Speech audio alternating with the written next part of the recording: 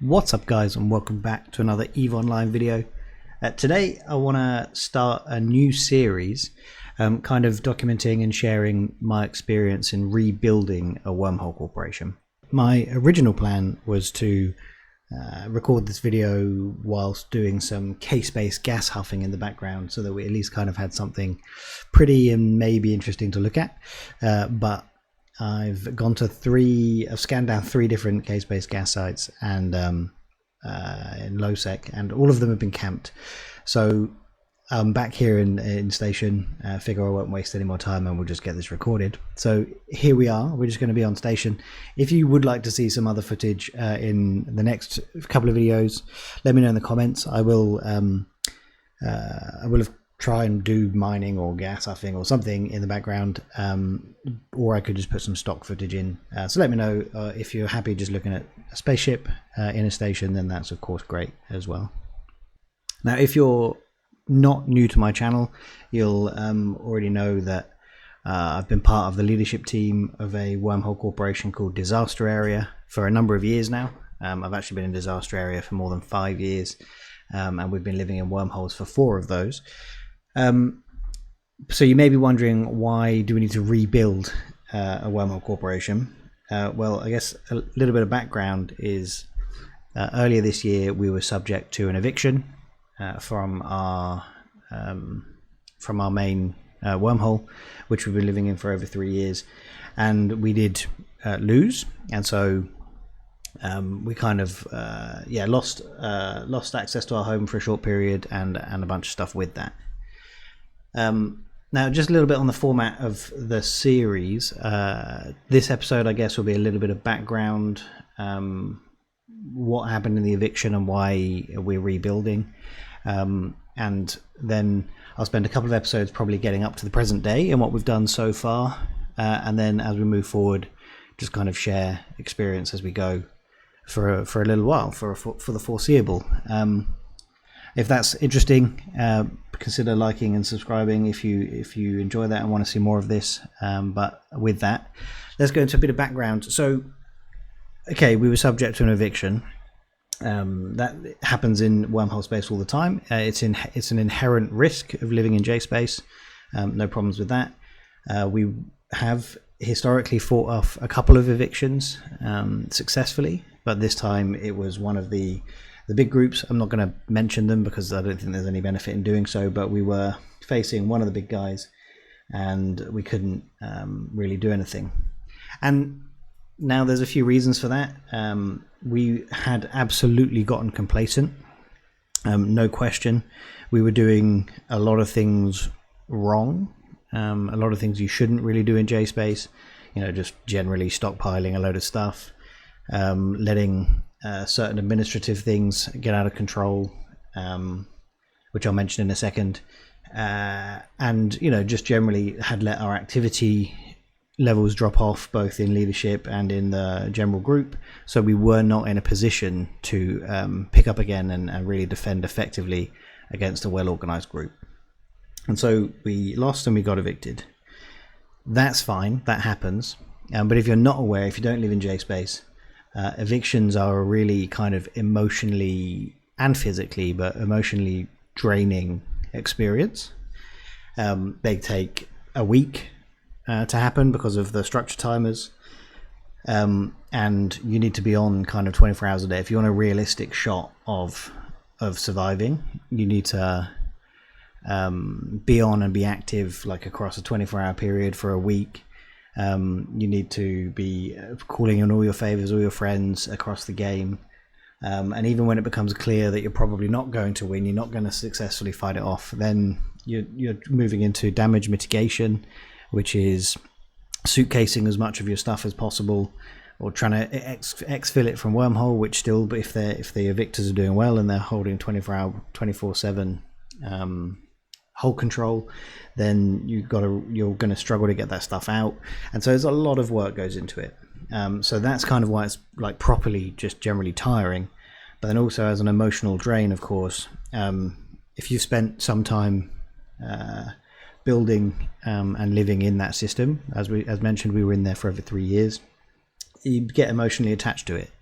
You get attached to your group, you get attached to the whole, and losing that is losing 3 years of your game time. So it is tough, but it's inherent part of living in JSpace, and it's a risk we all accept and live with by choosing to base ourselves here.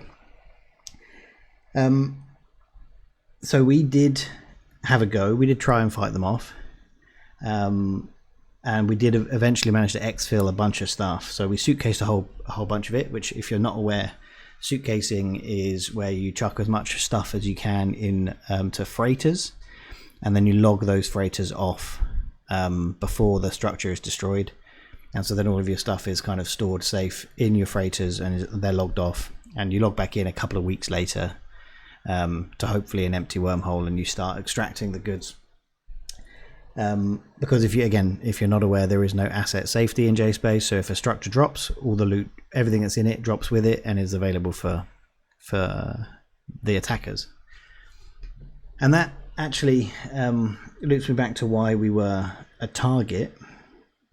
Part of where we'd gotten lax is not keeping on top of certain administrative things like flipping structures, so which is where you unanchor and re-anchor to basically make yourself less attractive. There's methods you can, I'm not entirely sure how they work, but you can scan structures to understand roughly when they were anchored. And so our aggressors knew that we had a 3-year-old Fortizar, and we had inflated activity, inflated member numbers in our corporation information. So they looked at that and saw, okay, this is a group that set down 3 years ago. They've got a bunch of stuff in their Fortizar. If we pop this, we're going to get loads of loot. And they were not wrong. Like, I alone managed to extract over 60 billion ISKs worth of just toot from the system during the eviction, which I'm quite pleased I got it out, but it was pretty eye-opening that I'd just let 60 billion's worth of just rubbish build up. That doesn't include my ships and fits. That's just 60 billion worth of like salvage and I don't know, other bits that you find out and about, gas, that kind of stuff. I just got up there.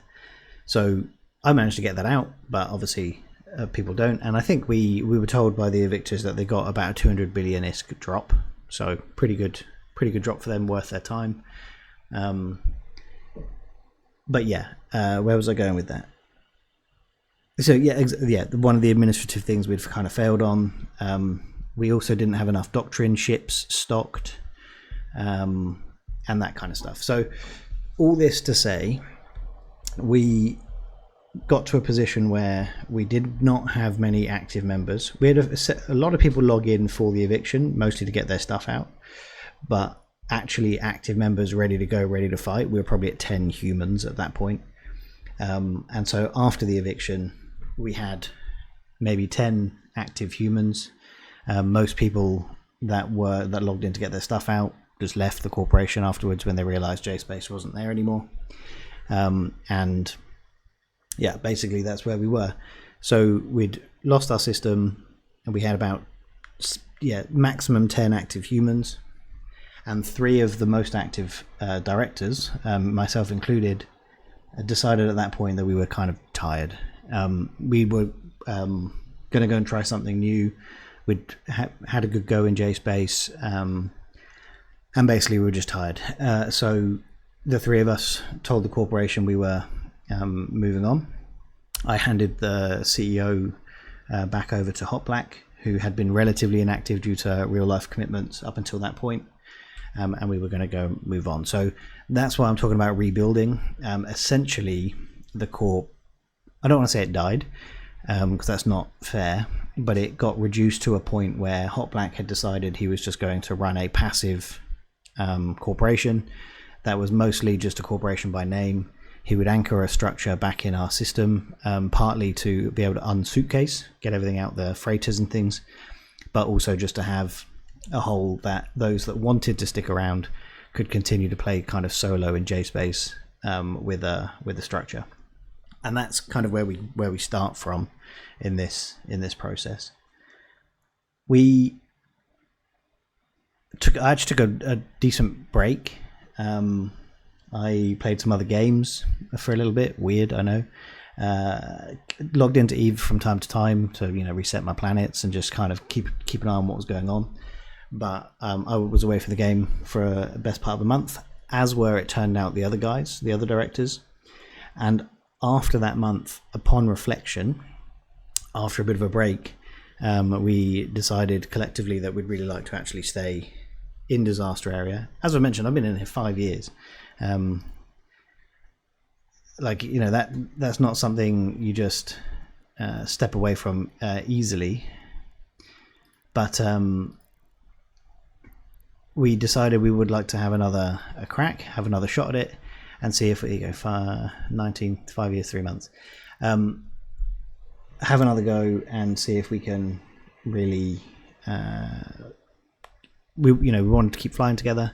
Let's see if we can have a better shot this time around. And so that's what we've decided to do. We're fortunate that Hot Black had decided to stay in the Wormhole. So we shot him a message. He said, "You're very welcome to stay," and we're all now working together to rebuild. So that's our starting position. We've got 4 active leaders and maybe 4 or 5 active players who are kind of doing their individual things. And a lot of the active guys we hadn't flown with for very long. So they got quite unfortunate. They joined up, and within a month were subject to this eviction, and then the leadership leaving and all sorts. But they stuck around, which was really cool. And so we're kind of rebuilding from there.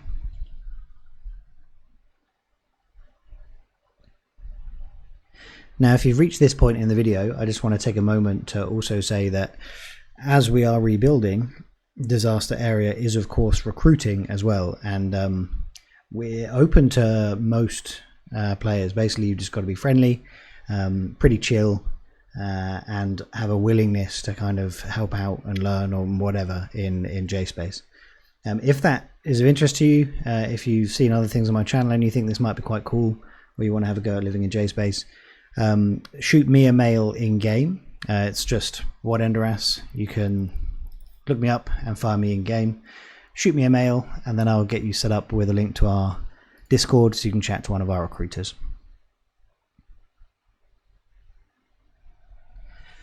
So we decided to take this kind of small core group of players, 8 to 10 humans, whatever we were at the time, and start from scratch. Basically start again, go for a clean slate and move on from there.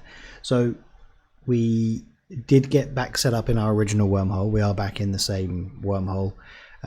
We anchored the Astrahus as Hot Black said he was going to, so that we could unpack and that kind of stuff. But then we slowed everything right down and had a little think and a plan about what we wanted to achieve. One thing we've struggled with in the past was setting appropriate goals. I'll come back onto that possibly in the next video, because we've done real goal setting since. But right at the beginning it was just, okay, what do we want to actually do? Are we just trying to be a small group of independent players that operate together? Do we actually want to take JSpace seriously again, and become a kind of a credible corporation in here? And if so, what do we need to do to achieve that? And so we kind of made that decision. We decided we wanted to become a credible wormhole organization again and actually take it seriously and work together as a group. So we got started with the administrative activities that basically were part of what led to our downfall the first time around. So there's a bunch of stuff that you probably don't even think about, but as a leadership team you need to be aware of day to day. What's also really interesting, by the way, this is Eve. A lot of players a lot of the community has a reputation for being fairly ruthless and not particularly forgiving. But if you actually engage in conversation with people, everyone's really open. They're really willing to impart their wisdom. So during the eviction, I was in pretty constant dialogue with the guy running the eviction fleet. He was giving us tips as to where we went wrong. That's how we know that that's how we know that they knew we had a 3-year-old structure that hadn't been flipped. And he gave us a bunch of other advice and things to look for and keep an eye on as to why they came for us and what they were expecting when they did come for us and what they got and that kind of stuff. So always try and open a dialogue with someone, even if you're on the other side of conflict. Have a chat, because you'll always learn. And so we took a bunch of learnings from our friends, from our opponents, and basically sat down and set about trying to correct some of them and plan to how we could avoid making those mistakes again in the future. So first big one was just a full purge of all inactive players. And this took some time because we wanted to make sure people are inactive. The idea behind Disaster Area was we are still and always will be a casual corporation, and we want to be new player friendly to a point. We want to be new player friendly to a point, and we want to be accessible. We want people that want to try out JSpace can come to us. So all of that exists, and so when we do a member purge, we want to be careful about it. But we started with anyone that hadn't logged in 12 months was gone. That seems like a bit of a no-brainer, but that's the point we'd gotten to. So anyone that hadn't logged in for 12 months got purged. That was the starting point. And then we sent a mail out to everyone else saying anyone that hasn't logged in more than a month will also be purged. So if you are active and would like to stay part of the game, part of Disaster Area, make sure you log in, let us know. And then anyone that's been more than a month in game will also purge. And so we gave people a couple of weeks for that. And in the meantime, Hot Black did a complete overhaul of our Alliance Auth application. So we moved to a completely new system in Alliance Auth, cleaned everything up because we had a whole bunch of legacy things in there that, it turned out, some individuals who had left the corporation a good year beforehand still had access to some of our things. So I think a couple of them still had access to Pathfinder, which is a huge OPSEC issue. And so we cleaned all that kind of stuff up, and that took a while. But we wanted to make sure that if we were going to start again, we started from clean, basically, so that any old members no longer had access to stuff. We wanted to really trim the fat out, because as I think I mentioned earlier, one of the attractive prospects for the evictors is the Disaster Area member count was high, but we really didn't show any activity. So if you go into attributes, you can see your member count. I think we were up in the 400 and something, if I'm not mistaken, but showed very, very little activity, because as I said, we had maybe 10 active players, which across all of our toons means we probably got maybe 40 active characters, yet we showed a count of 400 and something. So we needed to clean all that out. We moved any toons that weren't specifically required for our corporation, any alts, into an alt corp as well, to really help trim those numbers down. The number you've just seen then is because we're now a period on, we're doing a decent job of rebuilding, and I'm going to spend the next episodes getting there. But we trimmed it right down so that we had something like 35, 40 active characters in the corporation, plus some PI alts and stuff in another corp. And as part of our Alliance Auth, we have also that of course controls access to our Discord now, fully controls access to Pathfinder, and so if you are not fully auth with all of your toons, then you don't get the appropriate roles for Discord, and essentially get kicked. So we made sure we cleaned all that up and made sure that we had a fresh slate to go from. And that was a really big part. That did take some time at the beginning. Hot Black worked really hard on it, and we made sure we started clean and fresh from there. Then also we had a look at the people we had left in the corporation, and obviously beyond the directors, who we all know and have played with a lot, there were a couple of guys that just being with us still was a huge positive sign, and B, what else they were doing in game was also looking really, really positive. So I'll give a quick shout out to Val. Won't do his full name, but if he watches this, he'll hear. Who was relatively new to our group. He joined about a month before we got evicted, I believe, and was, I think, relatively new to the game generally, but was showing huge enthusiasm and excitement for taking on fleet PvP. So we weren't able to offer very much in terms of that at the time with our activity and our numbers, but he was joining a lot of MPSI fleets across New Eden, the various different groups, so that he could learn and practice and pick up skills required to be a fleet commander. And then on the back of that, after a period of a couple of months, he was then trying to set up his own MPSI organization, still be part of Disaster Area, but also set up his own MPSI thing. So obviously we're watching that, and this is just one example. We had a couple of other members that were doing similar things, but in different areas. So a good like mentor style. So anytime anyone had any questions or anything new, they would impart their wisdom. So we had a couple of guys who have been really, really proactive in this sense, and we were keeping an eye on that. That's something we really wanted to make sure that we could take advantage of, is maybe the wrong word, but I'm also not just trying to say reward it, but basically bring them into the fold and make sure that they are part of the group, an important part of the group as we decide to grow. So again, we didn't necessarily nurture it, but we made sure that the excitement and willingness was able to grow and blossom, so that we had those guys in a strong position when we decided to start actively growing the corporation. So then what else do we do before we wrap up the episode? So we dropped the Astrohos first, got unpacked, and as we decided we were going to stick around, just to make sure that everyone had everything available to them, we did anchor a Raitaru and an Athanor as well in system. They're 3 really cheap structures. If someone wants to take them down, they'll just take them down immediately.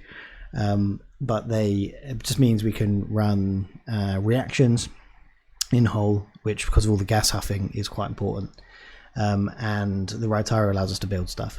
So we could build a few bits as we started to make that our plans. Put that capability in the system so that no one felt they needed to leave Wormhole to achieve what they wanted to achieve. We were still conscious that Val was doing that as part of his MPSI fleet, but that was really important for his development, so we were happy with it happening. But one of the key things that we agreed right at the beginning of this restart was that we were going to be solely focused on this system while we grow. We weren't going to be out running around HiSec. We weren't going to go and join nullsec roams. We weren't going to whatever it is, run industry in HiSec or whatever. We were going to be dedicated to this system while we grew. So we needed to build the facilities to allow that to take place. Of course, people need to do market runs, but you do market runs, that's fine. But if you want to run industry, do it in Hull. If you want to run PvP roams, do it in Hull. If you want to do PvE, do it in Hull. If you want to do resource harvesting, do it in Hull. Right? Everything was about this chain. And the other thing, just before I wrap up this episode, is exploration and making sure that there's incentive to have a chain built. One of the really important things in JSpace is having a reasonable wormhole chain built out and kind of published, so that individuals can see what's going on and go from there.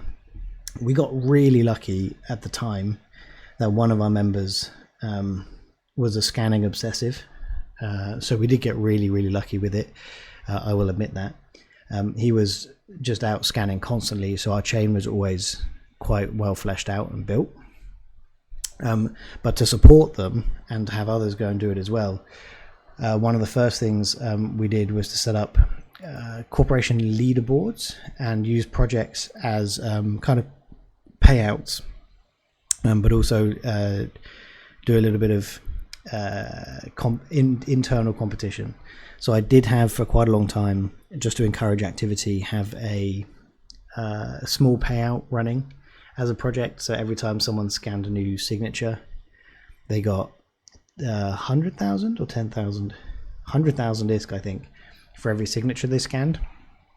So that, you know, it wasn't enough money to make any money from, but it was just a little bit of a thank you for going out and building chain. But subsequently, we've then also, for the three main categories, exploration, PvP, and PvE, we've set up leaderboards using corporation projects. So the scanning leaderboard, for example, we just track who's created the most, who scanned the most signatures in each given month, and then the top three win a prize. So if I just go into scanning, just so you can see the details, basically I've got it set up so that anyone that comes in the top three receives a certain award, and that cycles each month. So we early on, this has been running now since April, so quite early on in the rebuild, we got these things set up to just encourage activity and reward a bit of friendly competition with each other, just to get that bit of engagement going. And so that's where I'll stop, because I think that's probably long enough for this first episode. Mostly it was scene setting, giving a quick description of how we got restarted.